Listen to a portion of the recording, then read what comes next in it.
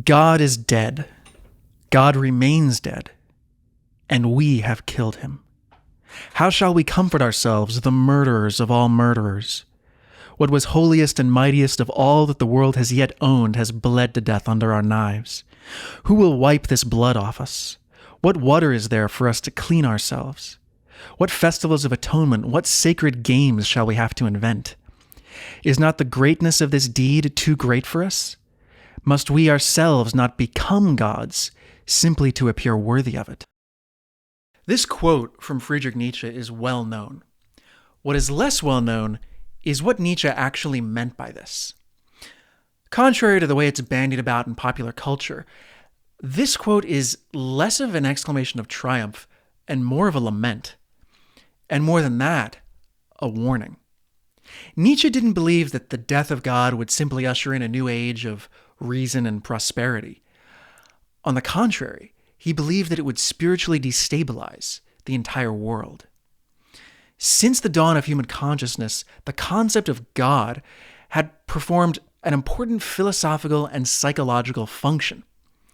It had provided us with our understanding of our place in the cosmos, of the origin of the universe, of the origin and sanction of morality. Without God, Nietzsche feared that we would find ourselves adrift in a meaningless dance of atoms, or what he called the total eclipse of all values. Like his contemporary Dostoevsky, Nietzsche believed that we stood on the brink of catastrophe. And these two great 19th century thinkers would be largely proven correct in the 20th century, when messianic movements like Nazism and communism would engulf the world in blood. In response to the bloody history of the 20th century and the social and cultural disintegration of the 21st, many have begun to believe that perhaps a return to religion is necessary.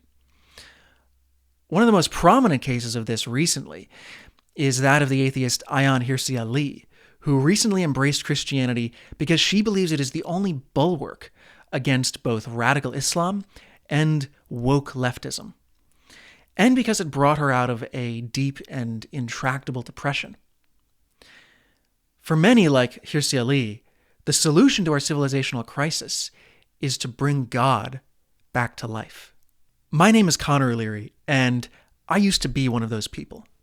I was raised by very religious parents who had been agnostics, who converted to Catholicism for that very reason, because they believed that without God, meaning and morality were simply not possible.